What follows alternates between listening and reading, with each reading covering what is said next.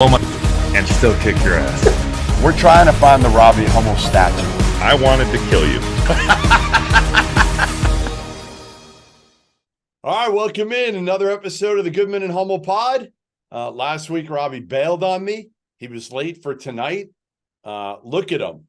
You know what? You know what the problem is? You hadn't worked in so long that you weren't used to actually having to work again and grind, and you've been after it a little bit these first 10 days. Grind has returned. My voice was telling the story. I have drank more tea with honey today than I care to admit. So yeah, it sounds rough. Your golf game was in good shape. Your voice was not.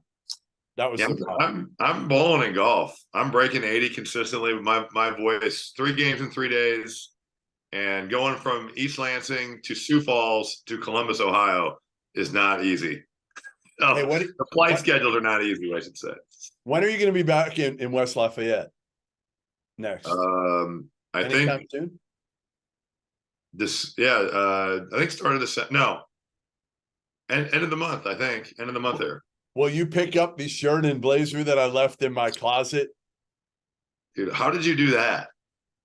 I don't know. Like, I forgot I had it in my closet and I ran out in the morning, and I wasn't that rushed, but I was driving to Chicago for a stadium. It was early in the morning, and we got back late the night before after doing the show after the Purdue Xavier game. And I just, man.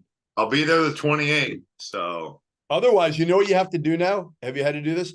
ileftmystuff.com. They say you got to fill it out and you pay for it, and they ship it to you. I did it at the Final Four in New Orleans, actually. I left anything hanging in my closet, and I just had to put a credit card down, and they mailed it to me via like UPS or FedEx. Yeah, I did it in Houston last Final Four. I actually left a bunch of stuff that I actually dropped off to be dry cleaned and never picked it up. Never got it. That's good. That's good. Yeah, it's a mess. It's a mess.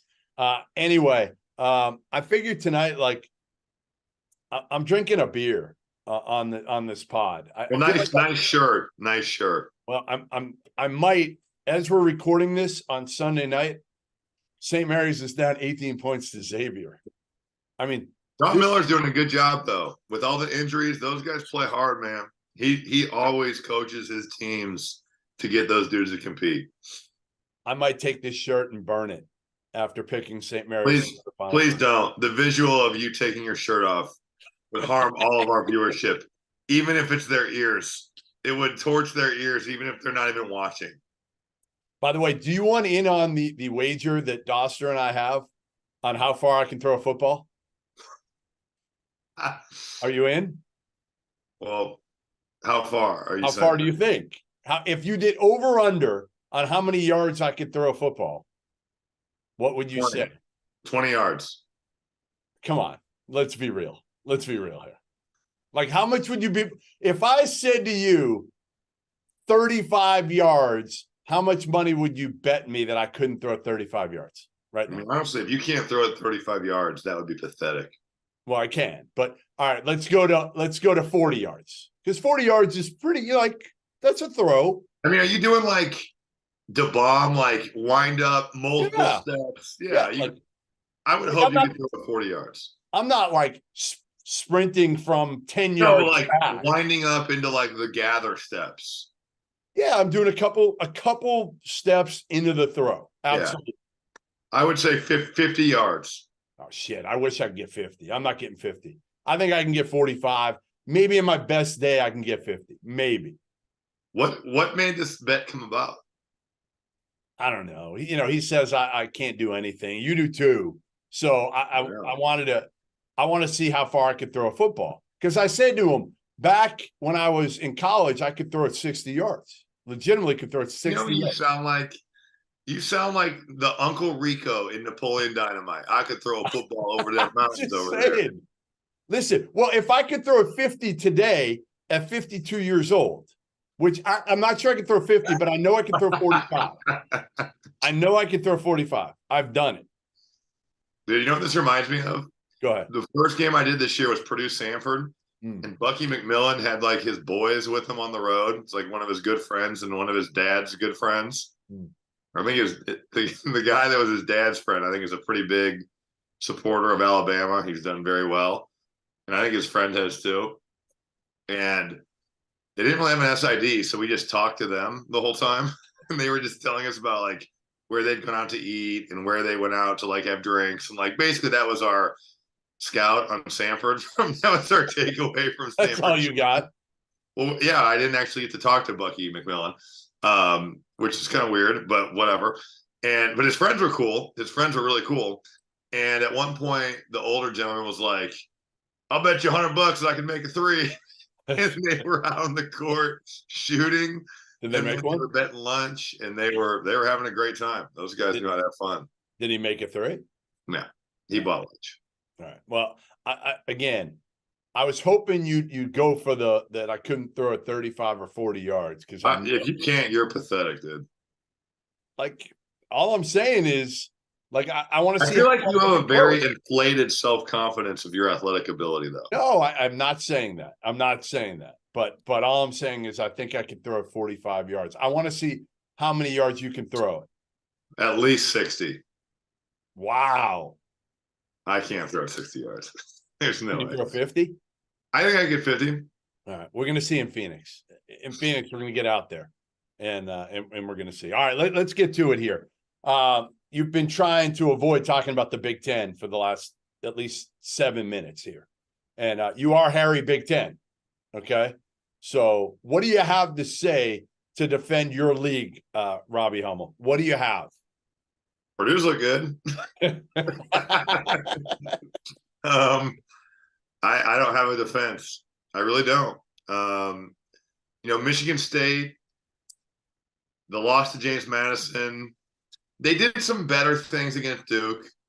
They did some better things against Butler, but I'm not sold that Butler is going to have a great team this year still. I'm just surprised that with Tom Izzo's team, he's had to coach certain things like effort from like veteran guys, and some of the players have just been, I mean, the shooting is like inexplicable. Yeah. They got wide open shots against Duke for the most part. I think they generated good offense. They just really couldn't make a shot. I would say that we really can't have too many complaints about Illinois. I guess they were down at half to Valpo. Not good. But they losing to Marquette in a close one, there's really no shame in that. So I still have some faith with them. I still have faith in Michigan State. They can figure it out. Who finishes gun to your head? Are you still in with Michigan State finishing second in the league right now? Yeah, because everybody else has looked so bad. By default. So, yeah, I think so. Them or Illinois. After that, you have Illinois if 3. Michigan hadn't lost to Long Beach State in the manner they did, they would be a team that you could talk about positively. Doug McDaniel has played awesome for the most part this year. Iowa is a team that's flying under the radar. Who'd they lose to? They're 3-1. Creighton. Lost to Creighton. That's right. Wisconsin, really disappointing about the way they played at Providence. I like the way they played against Tennessee. I thought that Tennessee is really good. So I thought the way they played them, they had chances, just didn't convert. Had some shots at the rim that they didn't make late. Nebraska, honestly, has been a bright spot. They haven't played anybody yet. They just destroyed Oregon State Saturday. I will say that they are more physical. They're a better rebounding team this year. Ohio State, lots to learn with the Alabama game coming up. They're 3-1. Maryland has been awful. Northwestern had a tough loss today against Mississippi State. Rutgers lost to Princeton. Indiana has been so underwhelming on national television today against UConn. It blows my mind being from the state of Indiana and knowing that every person that grows up in that state is all about shooting. Yet Indiana never has anybody that can make a three-point shot. I am blown away. And it was with Archie Miller's teams. They didn't shoot well. And it continues on to Mike Woodson's teams today. I saw a quote from Danny Hurley, and I got to watch the first half, and then I had the Ohio State game tonight, so I went over to the arena. I saw where Danny Hurley had a quote that was like, it was all about packing the paint. Like, we just were like, make them shoot. Indiana is a poor rebounding team defensively. And I would say from a help defense standpoint, early I thought they were giving up threes again because they were so to the ball helping. They just are like with the nail philosophy that the NBA does. And I feel like they overhelp a lot. And UConn missed some open looks, but then the number I think was 7 of 22. So they didn't get burned as badly from three today. But offensively, they are hard to watch. I just think they've lacked an identity through the first couple games. And they did get the ball to Malik Renew today, and he was the bright spot. But I don't know. I just am like they are trying to figure it out, but they are a long ways away. So they don't move the ball, Rob. They do not. I mean, they didn't have X. X got in a foul. Yeah, and I honestly thought the whistle was not great for Indiana in the first. I thought there was a couple plays where Klingon should have picked up his second foul. Yeah, hammered Khalil Ware on the arm once, and they called it on somebody else. Yeah, and there was another one that I thought they said he blocked his shot, but it looked like he just hit Ware's hand. I didn't think they got a great whistle, but that's not why they lost. UConn was clearly the better team. Yeah, and UConn, listen, a little bit surprised UConn looked this good without Castle. They're probably most talented player, physically, their most talented player. Klingon was just okay. He wasn't great, but Caravan was awesome early, and Tristan Newton was great throughout. But look at the way like Malik Renew, you've got Alex Caravan playing the four. What does he want to do? He wants to shoot threes. Yes. He wants to pick and pop. Yep. And you could just, and you know what was telling to me? I was watching Kenya Hunter, assistant coach, on the sideline in that first half because their defense was right in front of their bench. Yeah. Every wide open shot they were giving up, you could see that Kenya Hunter's like they were screwing things up. They're miscommunicating in their pick and roll coverage. They're doing things they didn't work on. They're giving up open shots, and a lot of them were to Caravan. And I think Indiana's done that for every game they played through the first four here. They've been awful. Breakdown after breakdown after breakdown. They've talked about how their young guys have got to be better. The CJ Guns and the Caleb Beck. They haven't. No, I know it's not. But they've expected improvement from those guys. Defensively, they're still not where they need to be. It's veteran guys too. I mean, they're veteran guys. Now, with the shoot around I was on, Mike Woodson was really on Trey Galloway to communicate. And I think Trey is more of a quiet kid by nature. He's a good kid. That's the problem, Rob. Rob, that is a little bit of the issue. Is I think Xavier Johnson isn't a natural leader. They lost that. Trace Jackson Davis was the leader of that team. Well, and you had other guys. Ray Thompson and Chandler Hood-Schifino. Yes. Those guys are the leaders of the team. Mostly the two bigs. Correct. So They've been there. They've been there a while. I don't know who their leader is. I'm not trying to diss anybody, but I think they lack that. Yeah. I think that I don't know who the main voice is when things aren't going right in that team where they're getting people right. But I kept seeing Kenya Hunter reacting, and it's like they're definitely and you could see it. Yeah. Just the miscommunications and some of the things they were screwing up defensively. That they're not on the same page defensively right now. That's for sure. Hey, as good as Purdue is, and I saw them in person last week against Xavier, and they are really good. Those freshmen have gotten better as sophomores. Those guards clearly. Braden Smith was awesome in that game. But I think their new freshmen and their transfer gives them a much higher ceiling. Totally. The only thing I'll say, Rob, is what the hell is Painter gonna do at that fourth spot? Because honestly, Kaufman-Wren didn't do anything that game. I think Painter's going to play like musical chairs. I think it's whoever's got the hot hand and whatever. But is that good? Is that the way you want to have it throughout the year? Or do you think it solidifies itself by middle of Big Ten play? I mean, it could. If one guy is playing way better than the others, yeah. But I think it's matchup based, and I think it will rotate between Trey Kaufman-Wren, Mason Gillis, and Caleb First. And maybe even Cam Heide, if the matchup called for it from a defensive standpoint. I think about the Alabama game. When you've got a guard, Grant Nelson, and he's 7 foot tall and can handle a three, and he's playing the four, who do you go to? Who's the best option to guard? That will be interesting. But I just think that it's probably all matchup based, and it's going to be whoever's playing the best will play the four. As you guys know by now, we've partnered with BetMGM Sportsbook for this college basketball season. We're going to be using BetMGM lines to make all of our picks and predictions throughout the college basketball season. And we are going to have special offers for you, the listeners and the viewers on the Field of 68 each and every week during the season. If you haven't signed up with BetMGM yet, use the bonus code FIELD1500 and you will get up to a $1,500 first bet offer on your first wager on BetMGM Sportsbook. Here's what you got to do. Download the BetMGM app. Sign up using the bonus code FIELD1500. Deposit at least $10 and place your first wager on any game. You will receive up to $1,500 in bonus bets if that bet loses. Just make sure you use the bonus code FIELD1500 when you sign up.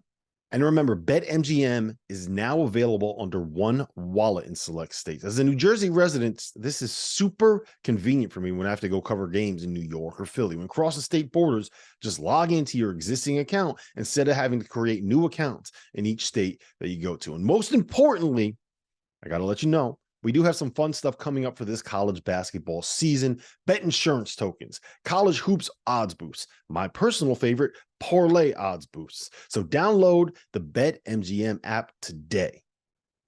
So, Northwestern lost today to Mississippi State. Again, we've kind of gone through it for this league right now. And we've talked about it before, how important it is to win in November and December. They've done a pretty good job as a league of that over the years. Yeah. Yet they've right now, KenPom, they have been the fourth best league, which I feel like they've either been first or second every year for the last 3 or 4. And that's because of the work you do in November and December. Right. And there's still opportunities. I mean, Maui has not happened. The Bahamas have not happened. Yep. Atlanta, it's like there's still some time, but this is a terrible start.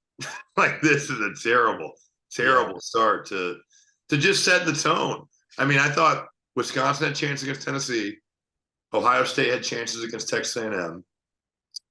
Yeah. Purdue handled business against Xavier, but Xavier is an unranked team. Michigan beat St. John's. St. John's is not that good. I think what's the league's best win? Maryland's the kill. No, they don't have a great win. That's the problem. Is like you've got like team like Nebraska that doesn't have bad losses, but where's the really good win right is now? Purdue, Xavier the best win? Probably. I'm trying to think of who else has a better win so Penn far. State's undefeated.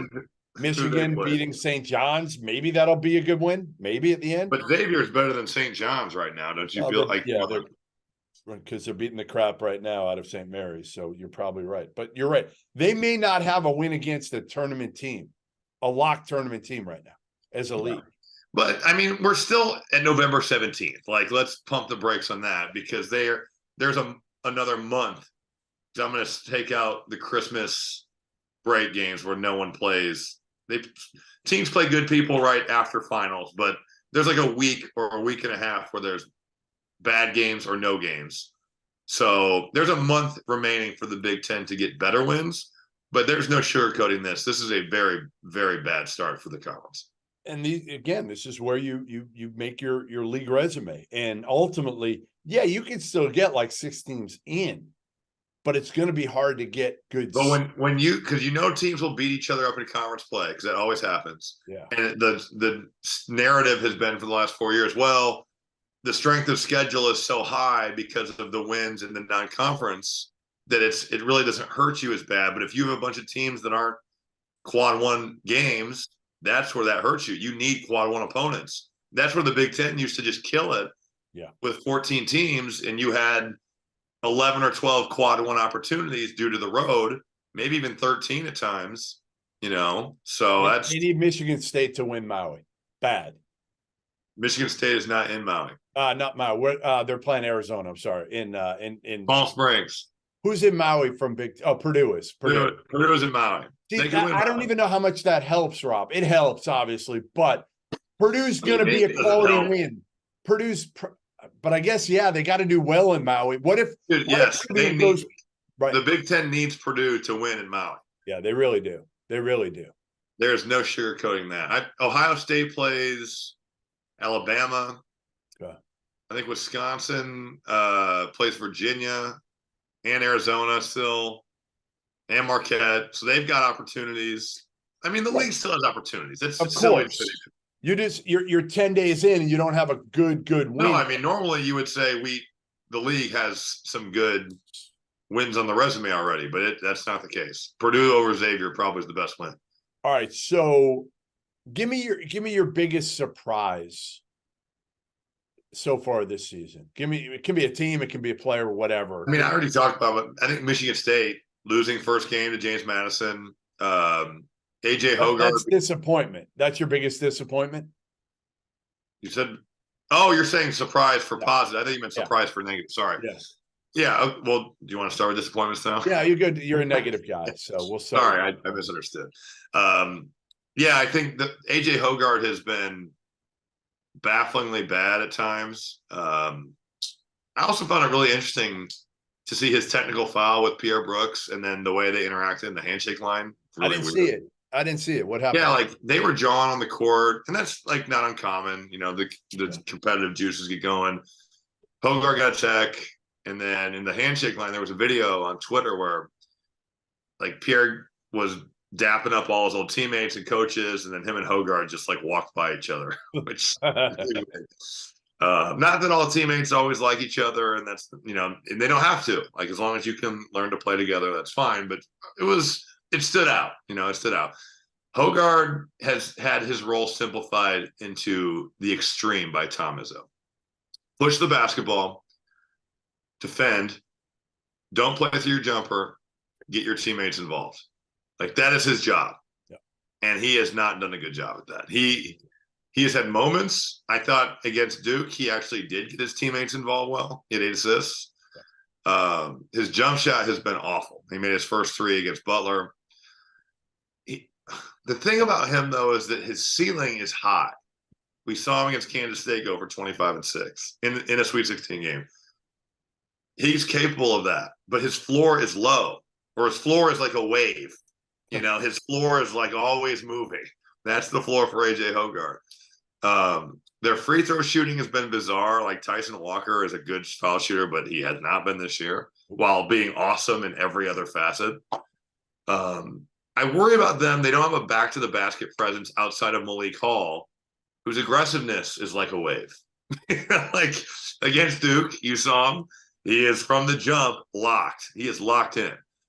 In other games, you're like, is he turning down wide open shots? You know, I just don't. He's got every physical tool to be a really good player in college. How is Izzo? How is Izzo, Rob? Because he was really in a positive mood after the loss to Duke, because in his think mind, he always sees the big picture. In my experience of talking to Coach Izzo, I've never felt like he is despondent. But and maybe in certain situations he is on like seasons that have gone really awry, and there's only a few that have for him. But I always feel like he views these setbacks as opportunities to learn and get better. And he's definitely a big believer in practice and how he can get his teams better. And his track record shows that he can do that. I feel like he's been pretty positive. He's talked about how their shooting was good all summer. Yep. It was good in the fall. They're due. But I said this earlier. He has had to coach guys and things that I am shocked he's had to coach. Like what? Like effort. Yeah. You know, effort, rebounding. When I was in college, the week leading up to Michigan State was comical in practice, because the entire practice would be dedicated to transition defense, where we would do like the disadvantage drills where 5 guys line up on the baseline, 5 guys are lined up, foul line, and extended. And Coach Payne would throw the ball to one of the guys on the baseline. Whoever was standing in front of the foul line would have to go touch the line, 5-on-4. Transition. Everything was transition D. And other than that, it was rebound war. And we would just beat the living shit out of each other for 4 days leading up to it, because we knew that was what was going to decide the game. And at times, Michigan State's defensive rebounding this year has just been horrific, you know? So I think their fast break has been okay. I think they always feel like it can be better. But just the inconsistencies with a team that's a veteran group. But I will say, and I caught some flack, I feel like, from some Michigan State people that listen to this podcast, This was an 11-9 team last year. And it's mostly the same quarterback, and they lost their best shooter, spot-up shooter. And these freshmen are talented, but how much are they going to get to play, and how much are they ready to play? Cohen Carr is the most physically ready to play. Great against James Madison. He's been just all right, I would say. He guarded Filipowski well against Duke. He's got some real limitations on defense off the ball. He's got to be a cutter and an offensive rebounder. And Cohen Carr can be great at that role. And he's got to keep working on his jumper for probably not even this year, but down the line. Jeremy Fears is a good player, but he's behind Tyson Walker. He's still behind AJ Hogard. He's just not. He's the backup. Score either. He's not a shooter. No, and he's a guy that gets other people involved. He gets other people involved. And then Xavier Booker is just not physically ready for prime time in major college basketball. He can shoot. He's talented. He can run and jump. But they've been disappointed that I think they've had to coach things that I never would have thought they'd be coaching. All right, that was like a diatribe on your biggest disappointment, which is Michigan State. I'm not going to go that deep on St. Mary's, but the Gales are clearly the team I picked to go to the Final Four. I completely put a hex on them because they've been. I feel like all your picks always suck. That's not true. That's not true. Did you pick Michigan State to win the league, the Big Ten? I did. Just to spite you, though. There's still plenty of time that they could still win, though. Right. And St. Mary's could flip it. Now, again, I'm worried about them because I think too much is on Aiden Mahaney right now. Well, do you think this is like a example of reading your press clippings too much? Like they got so much pub, and normally that's Gonzaga's deal. They lost Logan Johnson, who was their athletic defender. He was a leader, right? Set the tone. Yeah. Yes. He was tough. He was vocal. He was older. They're still older, but Dukas is coming back from a back injury, and he's kind of up and down. And Marcellonis, Augustus, I thought was going to take the jump. He has not been very good. He's been erratic. Saxon down low is good, but again, you're so dependent on Mahaney to go off every game right now, and you can game plan against him. So they've really, really been disappointing. I still think Randy Bennett is one of the best coaches in America, and I think he'll turn it around. But it may take a while, and they may have to win the league. That could be one where, honestly, they have to win the league to get in the NCAA tournament because I don't know who are they going to pick off. I don't know what they have left here in the non-conference. I can look at it right now and see, but I don't generally they don't play a ton of Davidson, Utah, Boise State, Cleveland State, Colorado State, UNLV, Middle Tennessee State, Northern Kentucky, Missouri State, Kent State. Not a lot there. There's no other big boys that you're going to pick off that are a guaranteed tournament team. So you got to probably, at this point, either win your league or finish second but dominate, have Gonzaga win it and only lose to Gonzaga. Yeah, that's crazy because they were getting so much before the season. Yeah, they lost Weber State, San Diego State, and now they're going to lose to Xavier tonight. So I'll go. They got the Goodman curse as well. Amazing. Who else do you have? I think I know your second one. It's pretty easy. I mean, it has to be Maryland with who they bring back, and you got Jameer Young to come back. You got Julian Reese back. You got Dante Scott back. Deshaun Harris-Smith was looked at as one of the best freshmen to come into the Big Ten this year, but they have been abysmal shooting the basketball, and they have been horrific at taking care of the basketball. Yeah. So not a good combo, 21% from three. The offense just feels like it's impossible to score. I mean, the Nova game, I didn't think they'd make it to 40 points, which is wouldn't have. I think they won a 13-2 run in the last 3 minutes. I know, and they got to 40. Right. I think that is, but they've lost to Davidson, they've lost to UAB, they've lost 3 straight. And their schedule, other than UCLA right before Christmas, the rest of their non-conference is Rider, South Alabama, UMBC, Alcorn State, Nicholls State, Coppin State. I mean, bad. They have no good wins. And the Big Ten isn't going to be as good probably. So Maryland's going to have a hard time coming back from this. I mean, they don't play anybody in the top 30 of KenPom going forward in the non-conference. Other than UCLA. with that being said, the only Big Ten teams that are top 30 are Purdue and Michigan State. Right. So it's like, you're right, your opportunities, and that can change. The Big Ten can certainly right the ship a little bit here if they start winning some games, but it's got to be someone other than Purdue. Yes. Like Purdue can do their part, but they need some other teams to win. So it's not just one team that you're getting that's high up in those rankings. No, I'm with you. I'm with you with Maryland. I don't think you can pick anybody else. Honestly, I think they're the biggest. St. Mary's and Maryland are, to me, the two biggest disappointments. At least Michigan State. They are still in a place where they can get right. Correct. And losing to Duke on a neutral court, no shame in that one. Obviously, losing to JMU at home, not a good loss. But like Maryland and St. Mary's have multiple bad losses already. Yep. Hard to come back. These days, every new potential hire can feel like a high-stakes wager for your small business. You want to be 100% certain that you have access to the best qualified candidates available. That's why you have to check out LinkedIn Jobs. LinkedIn Jobs helps you find the right people for your team faster and for free. Then add your job and the purple hashtag hiring frame to your LinkedIn profile to spread the word that you're hiring. Simple tools like screening questions make it easy to focus on candidates with just the right skills and experience so you can quickly prioritize who you'd like to interview and hire. It's why small businesses rate LinkedIn Jobs #1 in delivering quality hires versus leading competitors. LinkedIn Jobs helps you find the qualified candidates you want to talk to faster. Post your job for free at linkedin.com/good. That's linkedin.com/GOOD to post your job for free. Terms and conditions apply. All right. Biggest surprise. I'm gonna start it and go with James Madison beating Michigan State in East Lansing, following it up by beating Kent State at Kent State. They're playing close games and they're winning close games.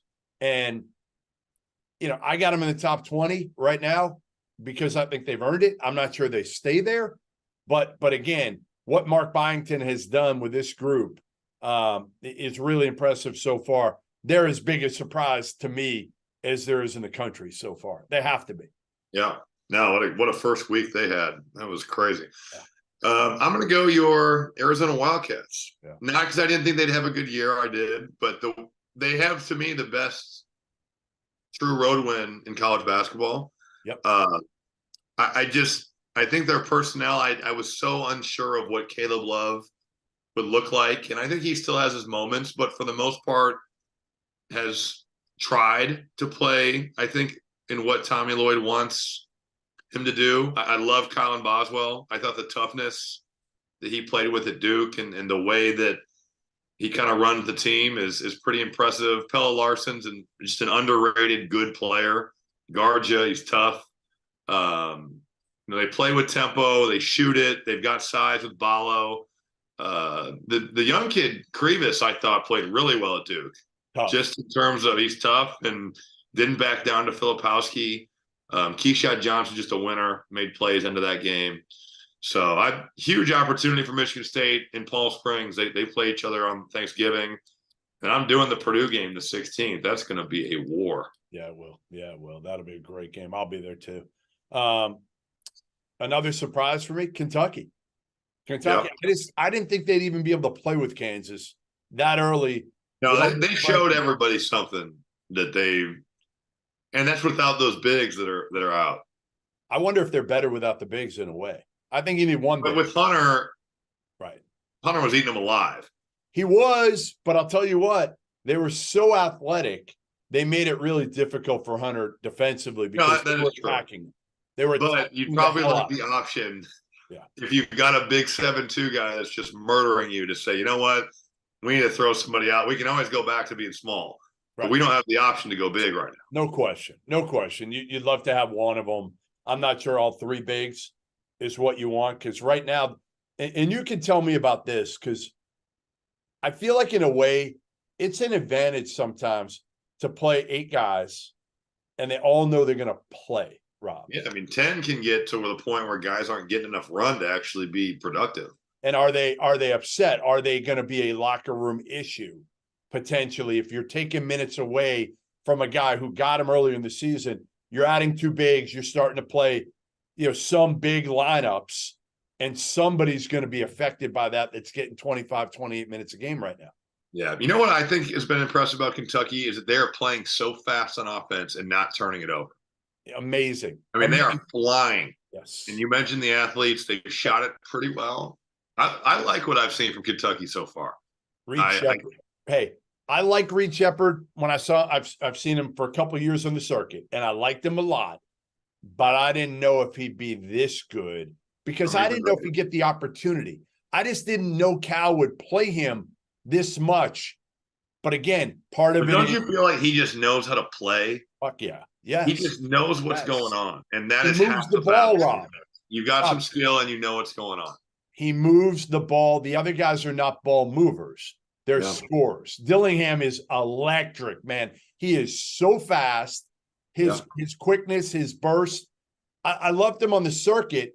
My biggest question, and Kentucky fans kind of went off on me about this, but my biggest question was how Wagner and Dillingham would fit together on the court, because I felt like if you got them both, you're going to have to play them both 30 minutes apiece. And I don't know if that's the best thing for this team. That's fair. I mean, I just think it's crazy. Reed Shepherd has the 10th highest offensive rating in all of college basketball. 163 points for every 100 possessions. I mean, he is efficient. He has been good for that team. Yeah, he makes shots. He moves the ball. You know, he's a high IQ kid. The AU team he played with was with Gabe Cupps, and they were fun to watch. They just moved the ball. And I've said this about Gabe Cupps. If you give Gabe Cupps enough players around him, and that includes shooters around him, he could be a really good point guard. If you don't give him shooters, Gabe Cupps is really tough. I just think that sometimes when he's asked to do maybe something he's not ready for, from an offensive standpoint, you're putting him in a spot where he's just going to struggle to be successful. And defensively, he's a pit bull. But he's not physical. Like Reed Shepherd is bigger, stronger. Well, Gabe Cupps also looks like he's like 14. Correct. He looks like a little kid still playing college basketball. Yep. I mean, he's going to be a really good player. No, he is good. If you're playing him 30 minutes, which you don't, but if you're expecting him to have a huge role as a freshman, I don't know if that's fair to Gabe Cupps, where Reed Shepherd needs to play for this Kentucky team. And they were very, very surprising, impressive. A team that I don't know if you're worried about, and I know you didn't see him, but I'm just going to ask you overall, like what the panic level should be of a team like FAU. They lose to Bryant, okay?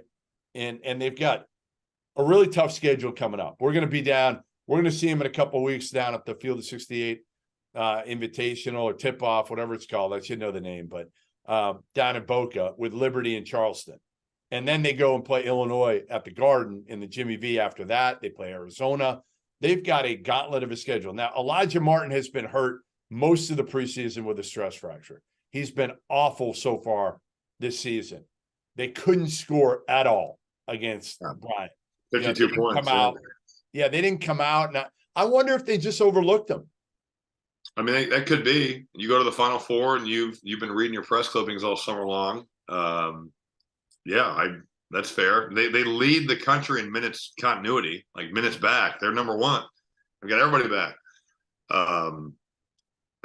You're right, though. The gauntlet is coming. They play Butler, Illinois, Arizona, and then just being in the American this year, that's a step up. Yep. So it's going to be something that Dusty May has got to kind of massage here. Last year's team was so good on offense. Yep. They haven't been nearly as efficient. They haven't shot it nearly as well from three.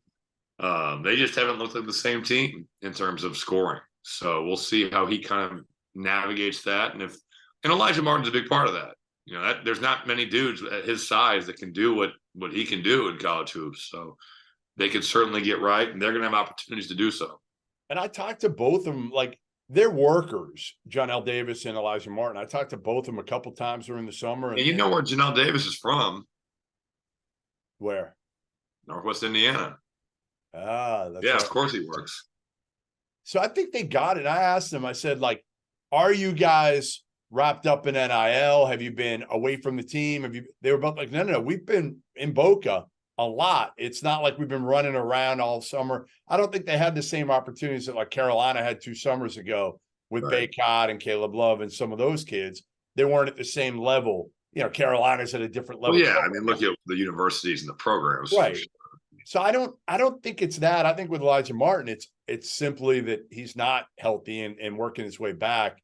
And I'm hoping he gets healthy rather than further aggravates it. Have you had a stress reaction in your foot? No. Yeah, I mean, I know pretty common now, I think, just because guys have played so much basketball by the time they get to college. Yeah, that's like the one thing you didn't have in your career. I knew you were going to say that, fucking asshole.